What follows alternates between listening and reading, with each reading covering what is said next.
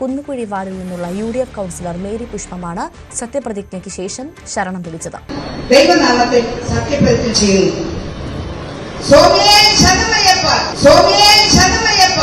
ചതിച്ചതാണ്, കോൺഗ്രസ് ചതിച്ചതാണ്.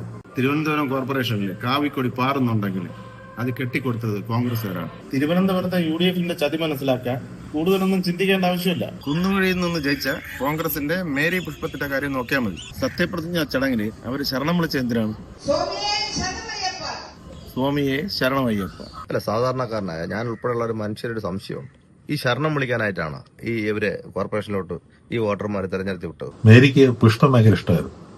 പക്ഷെ പുഷ്പം താമരയാണെന്ന് മനസ്സിലാക്കാൻ കുന്നുകുഴിക്കാർ ശകല താമസിച്ചു. അത് വെറും ഒരു ശരണം വിളിയല്ല. ഞാൻ കൗൺസിലർ ആയാൽ സത്യപ്രതിജ്ഞയ്ക്ക് ശരണം വിളിച്ചോളാമെന്ന് ആർക്കോ കൊടുത്ത ഒരു വാക്കാണത്. ഇതൊരു മേരി പുഷ്പത്തിന്റെ മാത്രം കഥയല്ല, കോൺഗ്രസിന്റെ മൊത്തം ചതിയുടെ കഥയാണ്. വോട്ടിംഗ് ഷെയർ കൂടുതലുള്ള LDF അധികാരത്തിൽ നിന്ന് പുറത്താവുകയും കുറവുള്ള BJP അധികാരത്തിലെത്തുകയും ചെയ്തത് എങ്ങനെയെന്ന് മനസ്സിലാക്കാൻ നിങ്ങൾ മേരി പുഷ്പത്തിലേക്ക് മാത്രം നോക്കിയാൽ മതി. അത് തന്നെയാണ് തിരുവനന്തപുരത്തുള്ള എല്ലാ മണ്ഡലങ്ങളിലും സംഭവിച്ചത്. അപ്പൊ രണ്ടും തമ്മിൽ തെറ്റിപ്പോരുത്.